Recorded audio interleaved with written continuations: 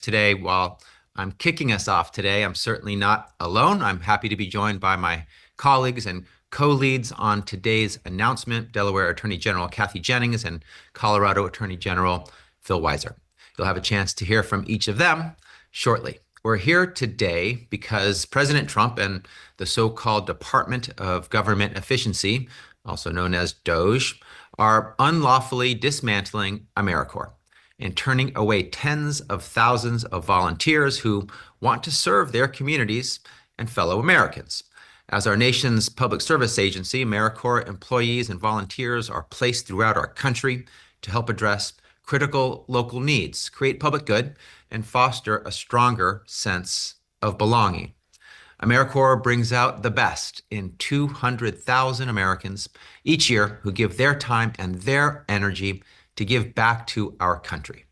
Trump and Elon Musk are attempting to cancel $400 million in grants, accounting for more than 40% of the agency's budget, and firing or putting on leave 85% of its workforce, effectively incapacitating an agency created and funded by Congress. The reality is Trump and Elon Musk don't have the right to gut AmeriCorps. They don't have the right to override Congress's decision to create and fund the agency. Trump and Elon are breaking the law, violating the Constitution, and trampling over the separation of powers. My fellow attorneys general and I will not allow it. We won't allow the president to demolish an agency that represents the best of who we are as a nation, the best of what we can be, which is why a coalition of 22 attorneys general and states are today filing a lawsuit against the president, challenging his attempt to dismantle this great American agency. The 16th lawsuit we've filed in 14 weeks, 16 lawsuits in 100 days. I want to thank my fellow AGs for their partnership on this lawsuit and all of the others. And I also want to acknowledge the staff on our teams who worked on this day and night and throughout the weekend, including California DOJ's Civil Rights Enforcement Section. For more than 3 decades, AmeriCorps has given service-minded Americans the opportunity to roll up their sleeves and volunteer in communities around our country. Opportunities to build affordable housing, clean up our neighborhoods, connect veterans and seniors with essential services, rebuild communities after disasters, and more. When AmeriCorps volunteers sign up, they pledge to, this is a quote, get things done for America to make our people safer, smarter, and healthier. Part of the agency's mission is to award grants to local and national organizations and agencies that then recruit, place, and supervise volunteers. Our states rely on AmeriCorps grants to operate these programs and support our volunteers. Last year alone, California received more than $133 million in funding to support cost-effective community solutions and local partnerships that address some of our state's toughest challenges. The federal funding helped support more than 6,150 California volunteers who served at more than 1,200 locations, who provided more than 4.3 million hours of service at schools, at food banks, homeless shelters, health clinics, youth centers, veterans facilities, and other nonprofit and faith-based organizations, who tutored more than 73,000 students, supported 17,000 youth in the foster system, and planted nearly 40,000 trees. Earlier this year, AmeriCorps volunteers were deployed to Southern California to distribute supplies and support to families devastated by the fires in Los Angeles and the surrounding counties. They helped 26,000 households impacted by the LA fires and packed 21,000 boxes of food. That's until the Trump administration abruptly ended the program and sent them home with hours' notice. Instead of thanking and uplifting the volunteers willing and able to run toward an emergency to serve families in need, Trump set them packing, heartless. By abruptly canceling critical grants and gutting AmeriCorps' workforce, Trump and Elon are effectively shuttering the National Volunteer Agency. Trump and Elon are slamming the door in the face of Americans who want to serve our nation. Serving in AmeriCorps was one of the most formative experiences I've ever had. It was back in the 1993 to 1995 period, shortly after the Clinton administration founded the agency. I was young, I was fresh out of college and trying to find the next steps in my career. I started working with an AmeriCorps program in Connecticut called LEAP, Leadership, Education, and Athletics in Partnership. We serve children and families in public housing. That experience inspired me to pursue a career in public service, to focus on uplifting my fellow Americans and tackling some of our biggest domestic challenges: poverty, affordable housing, quality education, gun violence. That experience, without a doubt, helped put me on the trajectory to serve and to ultimately be Attorney General today. As former President Bill Clinton, who created AmeriCorps, once said, quote, "Service is a spark to rekindle the spirit of democracy in an age of uncertainty." Trump is snuffing out that spark, smothering our democracy in his sweeping campaign to unlawfully expand his authority and wrest unchecked control of our nation.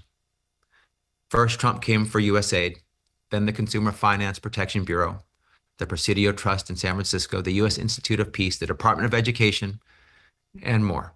Now, this, an agency entirely devoted to public service, volunteers committed to strengthening our communities, finding common ground, and getting things done for the greater good. When will Trump's rampage against all that makes America great stop? When there is no one left besides the president, Elon Musk, and Doge? We can't allow this to continue. My colleagues and I won't. No one is above the law, not even Trump. With today's lawsuit, we say to the president on his 100th day in office, we'll see you in court again. Before I open it up for questions, I want to give a shout out to the dedicated public servants at California DOJ who've given their careers to standing up for Californians and Americans and who made this lawsuit possible. Ezra Couts, Brian Bilford, Joel Marrero, Sonny Downer, Damon Brown, Ellie Bloom, Michael Newman, Christina Bull-Arndt. And with that, I will pass it on to my colleague from Delaware, Kathy Jennings. Thank you, Attorney General Bonta, for your excellent remarks. You summed it up. I want to tell everyone today how proud I am to be Delaware's Attorney General and to be with my colleagues in this very important fight. This is a fight to save our national service because our national service is under attack. And we, Democratic Attorneys General, refuse to stand by and let it happen. AmeriCorps embodies the best of America: service, community, and compassion. Gutting it isn't just cruel and pointless, it's also illegal. Every year, AmeriCorps empowers more than 200,000 Americans to help rebuild after disasters, support our veterans, fight the opioid crisis, and tutor struggling students. In Delaware alone, AmeriCorps funding supports critical programs like reading programs, our West End Neighborhood Community House, and Children's Beach House, programs that literally save lives. This fight isn't about dollars and cents. These grants cost pennies to taxpayers, but they mean a lifetime of opportunity to the students, veterans, and families that they have. We are suing to save AmeriCorps because the Trump administration's actions are as unlawful as they are heartless. Congress created AmeriCorps. The president cannot unilaterally dismantle it. I am proud to lead this lawsuit with Attorneys General Bonta and Weiser and Attorney General Anthony Brown, who unfortunately could not be here today, but who was indispensable to our efforts. I am also very grateful to Delaware's U.S. Senator Chris Coons, who has pulled out literally every stop to save this vitally important agency. We celebrate the spirit of service that AmeriCorps represents. We will defend it in the courts and in our communities. We are fighting not just for funding, but for the future of national service and for the values that bind our communities together. Delaware and the state standing with us today will not stand silent. We will fight back. We are joined by 23 attorneys general. We are joined by 2 governors, the governor of Pennsylvania, the governor of Kentucky, both of whom served as attorneys general before they became governors. Thank you, Governors Josh Shapiro and Andy Beshear. Thank you to all of the attorneys general who joined us in this worthwhile fight for the future of national service. It is the principle that matters. It matters a great deal in this time of darkness. And while we have brought many lawsuits, some of which have to do with constitutional rights like birthright citizenship, some of whom have to do with the need to keep funding into our states from the federal government, this one strikes at our hearts, because without national service, who are we as a country? We're going to fight, we're going to win, and thank you everybody for joining us today. With that, I believe I am turning this over to my friend and colleague, Attorney General Phil Weiser of Colorado. Thank you, Attorney General Jennings. Thank you, Attorney General Bonta, for your leadership and partnership. My question to this administration is nothing sacred, is nothing worth protecting. To AG Jennings' point, let's talk about what AmeriCorps is doing right now. Let's talk about what AmeriCorps is doing in Colorado, working with groups like Youth for a Change, which is helping young people make up ground lost during the pandemic. In the wake of this pandemic, we know kids have suffered, often falling back in terms of their achievement on reading and math. And AmeriCorps volunteers in Colorado, working with organizations like Youth for a Change, are supporting young people live their best lives. And this support is a dual promise, both because AmeriCorps volunteers are supporting young people. We've got over 1,000 in Colorado, but also those young people are learning a spirit of service that they too themselves can become volunteers, to be a part of something bigger than themselves, develop hope for their future and a sense of purpose. That's how we in America fulfill our promise of self-governance, that we the people govern means that we the people can serve. Like AG Bonta, my first job out of college was in public service. It wasn't an AmeriCorps program, but it was another program whose mission was to prepare young people for a life of service. And that's the life I've lived. That's the life that we need people to be encouraged and supported. And I then ask the question once again, is nothing sacred and worth preserving? Because if you don't preserve the basic idea that service is a noble calling and that people who are vulnerable, having lost ground in education, or veterans, or struggling with the opioid crisis, we are taught through generations to serve. And different religious traditions have different ways of capturing this teaching. America is a land where we serve and support one another. And our Constitution has a crucial point. Congress makes the laws. If a president doesn't like the laws, the president can ask Congress to change them. But once again, we have a lawsuit where the president is breaking the law. The president is acting above the law, saying, I'm not going to bother asking Congress to change the law. I'm going to gut it myself. That's not how our system works. That's why we're going to court. We'd welcome your questions.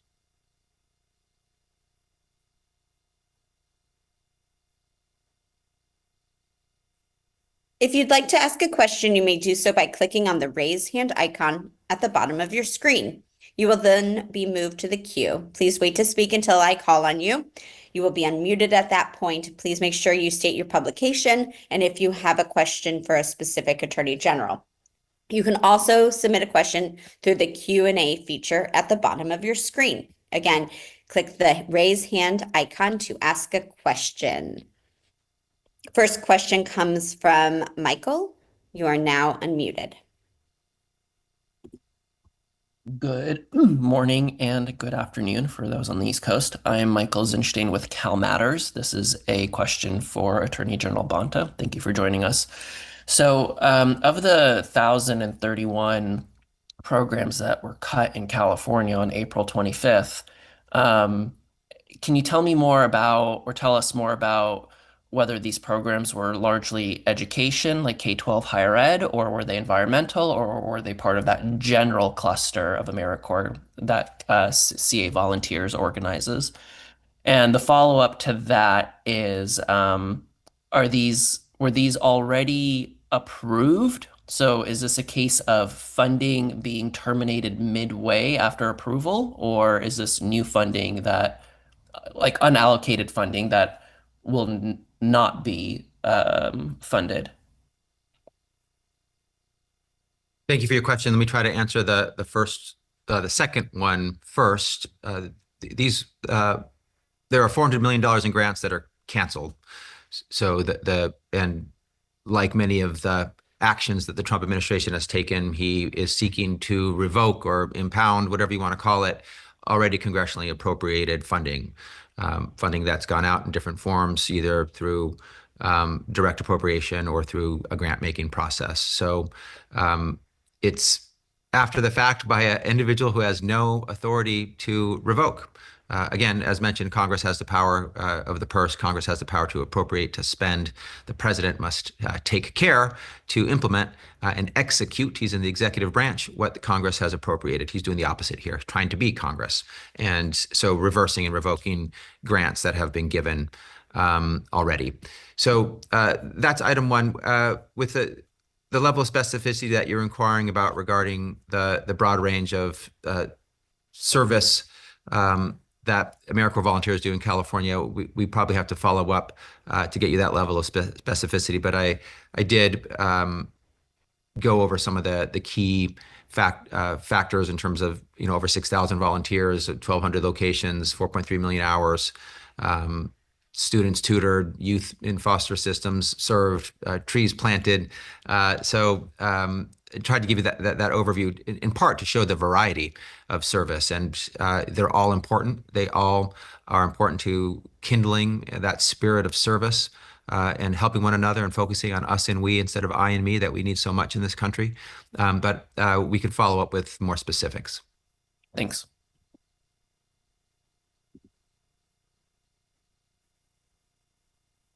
Any other questions?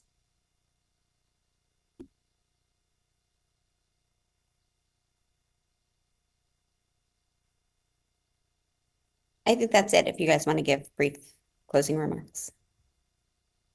Just great thanks to my partners here. We are here again, standing up for the rule of law, for our democracy, to make sure that this president acts within his given authority. Unfortunately, we've had to do it 16 times. He's a president that is violating the law blatantly, brazenly, consistently, and frequently. And each and every time he does so, we will meet him in court to stop him.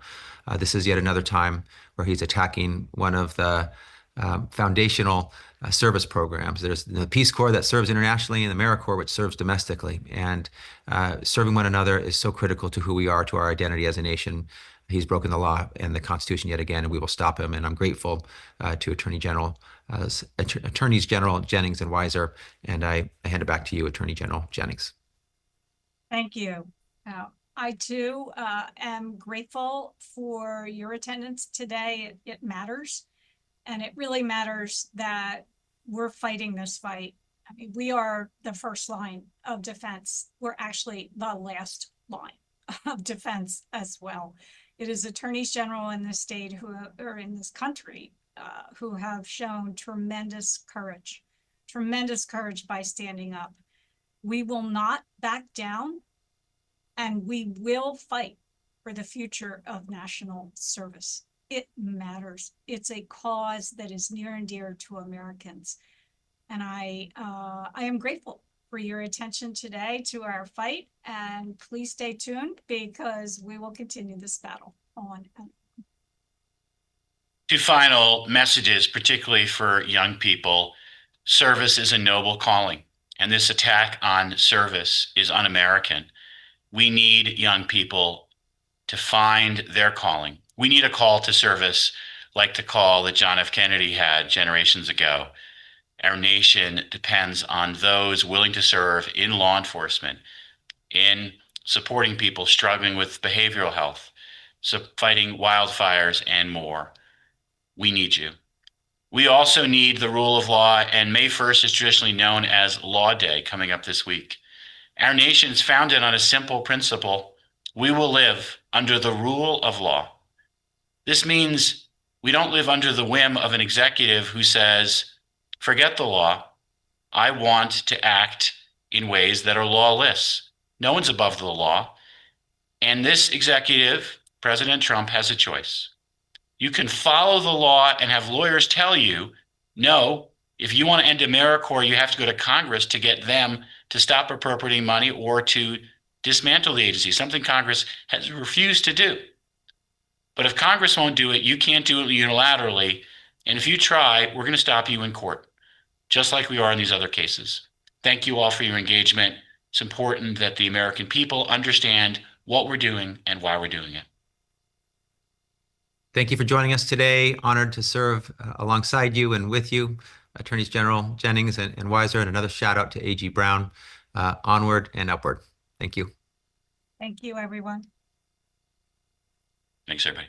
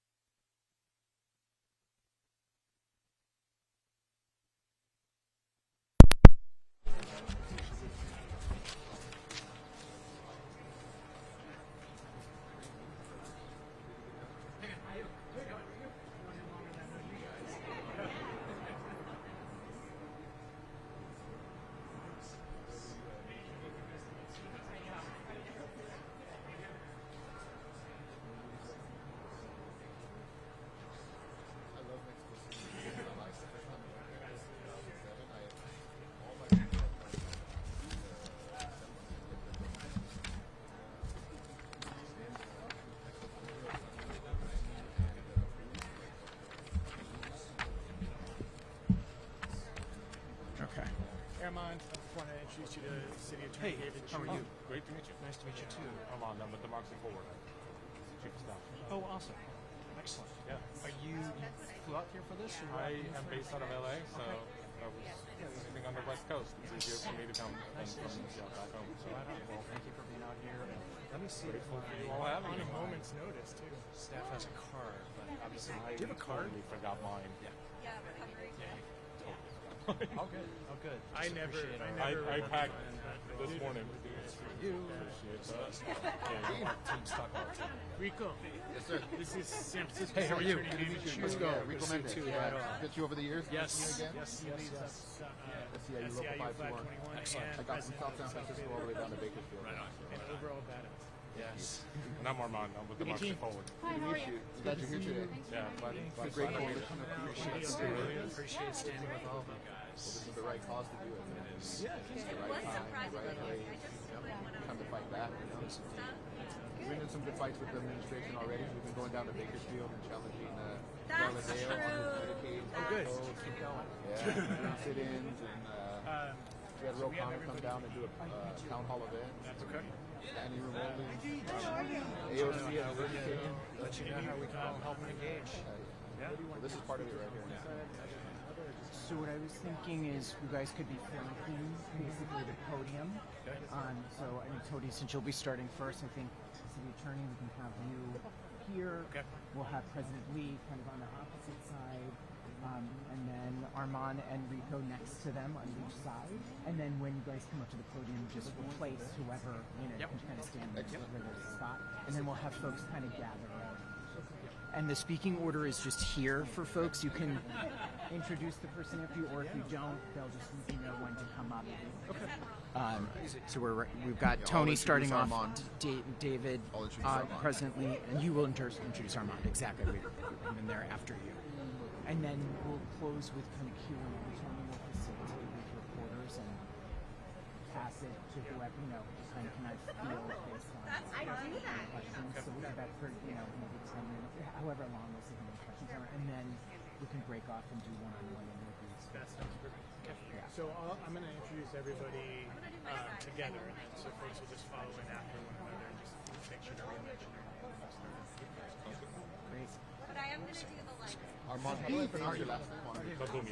Baboom. Yes, absolutely. Thanks for coming down. It's phonetically correct. It's just Paul. What kind of name is that? Armand. King Cohen with the South Bay Labor Council. It's good to be here. Where'd I grow up? A little bit of everywhere, but mostly in Southern California. That's where I have my most Armenian friends are all from Yeah. California. I moved Yeah, up Kim here and I for work college very and law closely school, with Rudy so as I well. spent most of my Yeah. time in the Bay Area before moving on. All right. Well, I think we should be pretty much ready to go. Let me just check in. And Democracy Forward, like what's the main You're on function? Oh, Good. Now, lately, we've sued the government.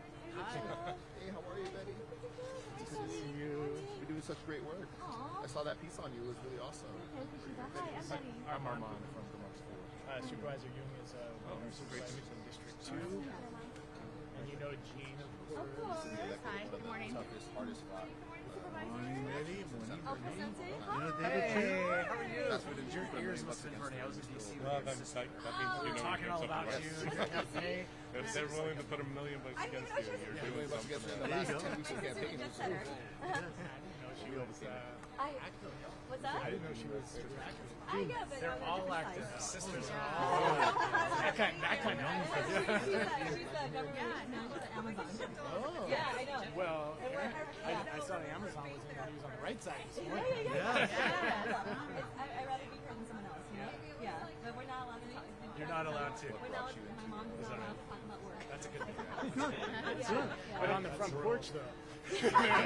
Not yours. In the driveway, we're like, Driveway, yeah, make sure everybody gets these conversations at home. Nice. Yeah, but my sister and I are only a year and 3 days apart. Yeah. She was telling me about it. Super tight. That's my best friend for life. Yeah. Can you be up here with us? Yeah, then I'm supposed to be. Yes, please. So I'm here. Yes. Okay, Good to see you. tell me Good to see you. Yes. Yes. Okay, so I think let's actually get you guys in position. So President Lee.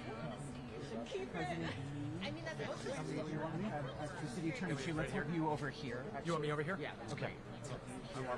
President Lee, you can stand right over So right here, okay. Yes, sir. and then actually Love being choreographed. It's always good to have the team choreograph us. I know. Where were you before you were the city attorney? State legislature. That's when I met you, yes. 100%. I remember. I was a long time San Francisco resident. I lived on 44th and Balboa. I'm right on. And I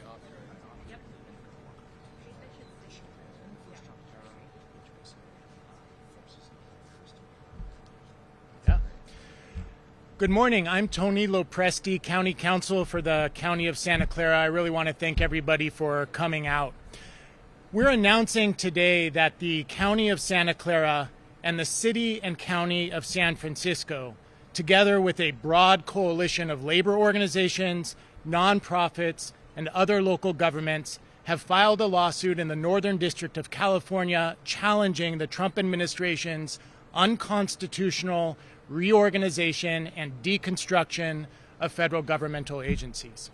I'm going to say a few words about the lawsuit, and then I'm going to introduce my fellow speakers, San Francisco City Attorney David Chu, Board of Supervisors President Otto Lee, Labor Leader Rico Mendes, and Chief of Staff and Deputy General Counsel from Democracy Forward, Armand Baboumian. I'll also acknowledge a few folks that have been partners here, and then once the speakers are finished, I'll open it up for some questions, and then we'll break out for any interviews that people would like to do. The lawsuit that our coalition filed last night is, at its foundation, about protecting the United States Constitution and the rule of law. Only Congress has the authority to dissolve or restructure federal agencies. Congress can certainly delegate that authority to the president. In fact, over the last 100 years, Congress has given 9 separate presidents, Democrat and Republican, authority to reorganize federal agencies. President Trump is not one of them. At no point has Congress authorized President Trump's actions to reorganize and dismantle the federal agencies that are so critical to our nation's well-being and security. In fact, the last time Trump was in office, he asked Congress for reorganization authority, and Congress said no. This time, President Trump has chosen to bypass Congress and usurp its authority. He's trying to proceed with these fundamental changes to federal agencies without the required congressional approval. Beneath the legal complexity, this case really boils down to the basic civics that we all learned in high school. There are, as we all know, 3 co-equal branches of government. The president's job is to execute the laws, not to make the laws. When the president attempts to take the legislative power away from the legislative branch and claim it as his own, we are facing an existential threat to democracy. That is why we are asking the judiciary, a 3rd co-equal branch of the government, to force the Trump administration to follow the Constitution. Over the past several months, we've seen the Department of Government Efficiency, led by Elon Musk, and other agencies giving unlawful orders to carry out the president's agenda. The impacts to federal agencies and workers are imminent, and they are profound. To name just a few examples, we know that the Department of Energy and Small Business Administration will cut 43% of their staff. US EPA and HUD will cut more than half their staffs. The VA plans to cut 83,000 jobs. Health and Human Services, 20,000 jobs. USDA, 9,000 jobs. These are people who work in every corner of the nation. They are nurses and doctors. They are biologists and chemists, caseworkers and technical experts. These are the people who prevent infectious diseases and invasive species from spreading within our borders. In short, these are people who keep us safe. You might ask why, amidst all the adversity and the uncertainty and the volatility that is facing local governments right now, that the county is taking on this battle. The answer is simple. Our county and our residents depend on federal agencies and federal workers. We depend on CDC to coordinate with our public health department to prevent the spread of disease. And in fact, CDC was integral to San Francisco and Santa Clara's leadership in responding to the COVID-19 pandemic. We depend on HUD to provide resources and support to combat homelessness. We depend on USDA, EPA, the National Weather Service to coordinate responses to major emergencies like wildfires and earthquakes. We depend on the VA to ensure that our veterans and their families have the services they need to survive and to thrive. The list goes on. Counties and cities and the residents we serve rely upon these federal agencies and the civil servants within those agencies to ensure that government as a whole delivers on its core purpose, to care for people. We could not be more proud to work with this broad coalition of counties and cities, labor unions, and nonprofits that is standing up for the Constitution and the people it is designed to protect. I'm honored to be speaking today with San Francisco City Attorney David Chu, who has been really a staunch advocate and a leader amongst local governments litigating to hold the federal administration accountable. City Attorney Chu is going to be followed by Otto Lee, president of the Santa Clara Board of Supervisors, that has, together with the whole Board of Supervisors, demonstrated really extraordinary leadership and courage guiding the county through this unprecedented time.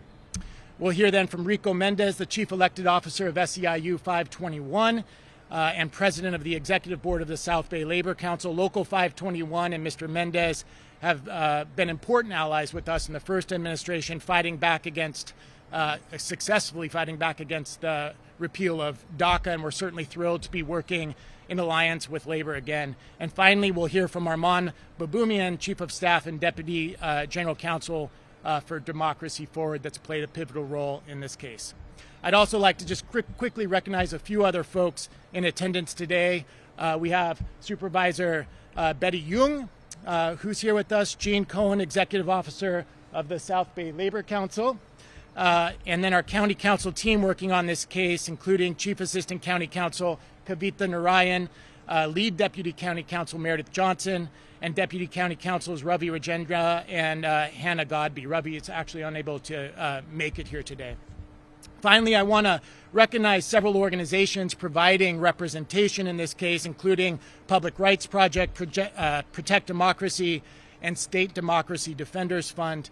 In particular, I want to thank Democracy Forward and Altshuler Berzon LLP, which have been really driving forces behind this case and the legal theory that's at the foundation of it. I'll turn it over now to City Attorney David Chu.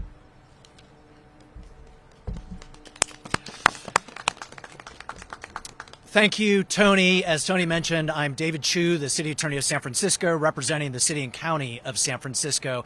Let me first start by thanking the leadership of the County of Santa Clara, represented here today by amazing elected officials. I also want to thank the incredible labor leaders who stand with us, the leaders representing the nonprofit community, and thank Tony Lopresti and the Santa Clara County Counsel's office. His office, along with my office and our Attorney General, we've been three of the most active public law offices in standing up for Californians and defending our jurisdictions around what is happening today. President Trump's complete disregard for the rule of law has had incredibly harmful impacts on our local communities. During his first 100 days, Trump has directed nearly every federal agency to make massive illegal cuts to their workforces in furtherance of a reorganization of the entire federal government. As Tony just said, from the Social Security Administration to the IRS, from the Housing and Urban Development Department to Labor and the Small Business Administration, to the EPA and the Energy Department, to critical public health agencies including the Centers for Disease Control, the Food and Drug Administration, the National Institutes of Health, our federal government has been decimated and thrown into complete disarray. These dramatic and illegal changes have made it extremely difficult for local communities and local governments to effectively deliver our programs and services, as massive layoffs and staffing shortages have ground intergovernmental work to a halt. We have been forced to file this lawsuit because, yet again, Donald Trump is violating the Constitution. Trump cannot radically restructure federal agencies through massive layoffs with a mere stroke of the pen on an executive order. Only Congress has that power to change the federal government in the ways that Trump has directed. Only Congress has the power to reorganize federal agencies as Trump wishes. Our Constitution's separation of powers principle was specifically intended to prevent the abuse of presidential authority. Yet Trump is blatantly ignoring checks and balances and trying to act as both president and Congress. Our lawsuit describes how President Trump, how the Elon Musk-led Department of Government Efficiency, otherwise known as DOGE, the Office of Personnel Management, and the Office of Management and Budget have collectively unlawfully ordered the restructuring and mass termination of federal employees without obtaining the required congressional authority. Again, a clear violation of the Constitution. We are seeking judicial intervention to stop the implementation of the president's unlawful actions, which has resulted in the dismantling of the federal government on a scale unprecedented in our country's history. Now, I'll mention this is the 5th lawsuit my office has taken part in during Trump's first 100 days, and this lawsuit has involved the largest coalition thus far, including many national labor organizations, critical nonprofits, cities and counties across the country. And there's a reason our coalition is massive, given the incredible harms, not just on our cities and counties, but our entire country. As far as I know, we still live in a democracy, and what is happening is illegal and authoritarian, and this is why San Francisco stands with this coalition and this lawsuit to stand up for the Constitution and our rule of law while it still exists.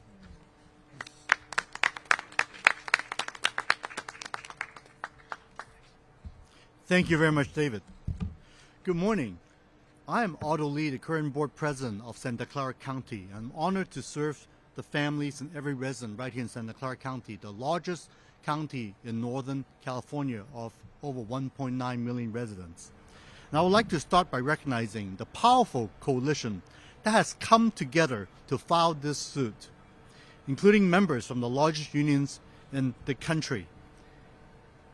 The AFGE, the American Federation of Government Employees, including Local 2110 from Palo Alto, the American Federation of State, County, and Municipal Employees, SEIU, Service Employees International Union, including Local 1000 and 521.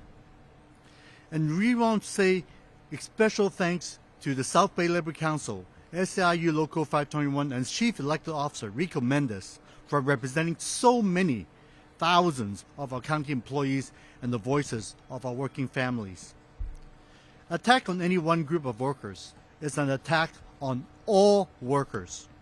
Organizing together, side by side, make us stronger in fighting back against oppression, against treason, and against corporate greed.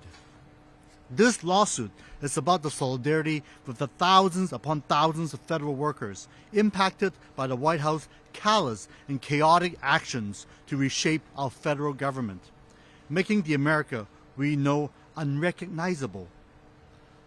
Our federal workforce plays such an important role in making our government work every day. Whether it's making sure that our retirees receiving their Social Security benefits, providing life-saving medical and scientific research, helping to prevent the spread of infectious diseases, or, and personally, very important to me, providing critical services and care to our veterans. What DOGE is doing is more than just chaotic, it's really dangerous. What was sold as efficiency is actually cruelty and harm, and this senseless breakdown of our federal government function must be stopped immediately. And I want to thank our County Counsel, Tony LaPresti, and San Francisco City Attorney, David Chu, and the legal teams that are bringing this litigation forward. This is the only recourse we have to put a stop to this illegal activity. The federal government's current staffing mess has direct impacts on our ability at a local level to serve our communities every day. And I want to acknowledge my fellow Board of Supervisors members who are here today, Betty Young, and I'm so thankful to serve alongside them as part of a board that cares about the people and good government. We strive to be a model for successful local government, but we can't do that in a vacuum. We can't do that alone. We depend on the state government and also the federal government to be our partners to serve our community. 30% of our county's budget comes from federal funding, And so when DOGE and the OMB put forward funding freezes or try to cut federal funding at such a massive scale, we at the local level will feel the impacts very, very sharply. It's gonna really hurt. Everything coming out of the White House to reshape the federal institutions is going to have major impacts on us right here in Santa Clara County and the entire Bay Area. There's ripple effects, and that will get worse as it spreads. As a 28-year Navy veteran myself, I especially think about our veterans who are impacted significantly by these cuts. You see, 30% of our federal workforce are actually veterans. So when you are proposing to cut 80,000 federal employees who work at the Veterans Affairs Administration, VA, almost 20% of that workforce, this is going to be catastrophic. Already, 2,400 VA staff have been fired, and more than 6,000 veterans have been removed from their federal jobs nationwide. What's suffering as a result? Disability claims are experiencing month-long delay. Mental health services have been slashed. Appointments have been canceled and postponed. Crisis lines have extensive backlogs. Look, it is completely immoral for people who served our country to be treated this way. To lose their job or to see these critical services to be cut so deeply. This is not government efficiency. It is cruel, self-inflicted chaos. And we have to stand up now, or more and more people will be left behind. Therefore, I'm very proud that our county is part of this national coalition that is taking a stand, a strong stand at this time to say enough is enough. We are not going to let our institutions die by 1,000 cuts. We are going to stop this political destruction and nightmare to stabilize our government for the sake of all of us, but especially for those who need the government to work the most. Thank you very much. Thank you, Otto. Great job. Great job. Good morning, everyone. It's wonderful to be here. My name is Rico Mendes. My title is the Chief Elected Officer of SEIU Local 521, representing over 70,000 public employees, child care providers, and nonprofit workers, public hospital workers from San Mateo, Santa Clara County in the north, all the way down to Bakersfield and Kern County in the south. I'm also part of SEIU International, an organization that represents over 2 million workers of all sectors across the United States of America, Canada, and Puerto Rico. I must say I am beaming with pride right now, and passion, and anger, all together at the same time. And it's because of the situation that we're facing right now, not just here in Santa Clara County, not just here in California, but in the entire United States of America. You know, I get the luxury as a labor leader to wake up every single day and figure out ways to fight back, ways to advocate for services and support workers. And the reason we do this, and the reason I have passion for what I do, is because the impact that advocacy has. That advocacy and work of our union and in coalition with these amazing, spectacular human beings and everything they represent that are standing up here with me, is that the community gets services. That's what it's about. Our most precious resource, our children, being able to have quality child care. Children that are struggling with anxiety and need therapy, they get these services through our county and in many ways because of funding from the federal government. The ability to service the elderly, our veterans, to fund our schools, to keep society moving in a positive direction and not rolling backwards into dark times. That's what these people who have been fired, that's what this overreach of this president who is trying to actually dismantle some of these critical services by firing these workers, that's what's at stake. And so for me, somebody that works directly with these workers on the front line, hears their stories, I know what's at stake. And it's not sensationalism, and it's not hyperbole to say that this is a life or death fight. If we don't win this fight, so many of our brothers and sisters and people in our society will not live to see another day. And that's the seriousness that we bring to this lawsuit. That's the seriousness that we bring to challenging this administration with this terrible, unlawful overreach, because that's what's at stake for all of us. Every single one of us out there has a family member that's been on Medicaid, that will rely on Social Security, that may have been a veteran, that has a condition that requires ongoing care. Think of the researchers that are now getting their funding cut, that are working on cures for cancer, that could save millions of people into the future. That's what's at stake here.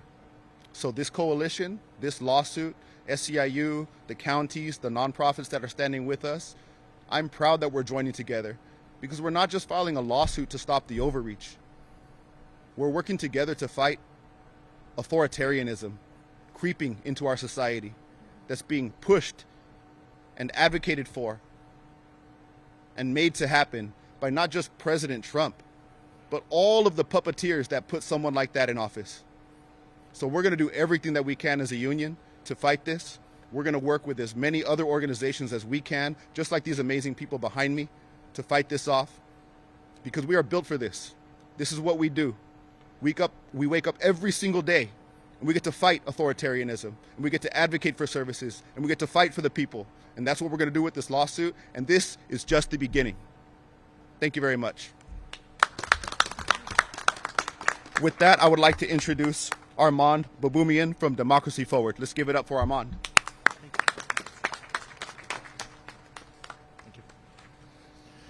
Thank you, and good morning. My name is Armand Baboumian. I'm honored to be here. Thank you for having me. I am the Chief of Staff and Deputy General Counsel at Democracy Forward.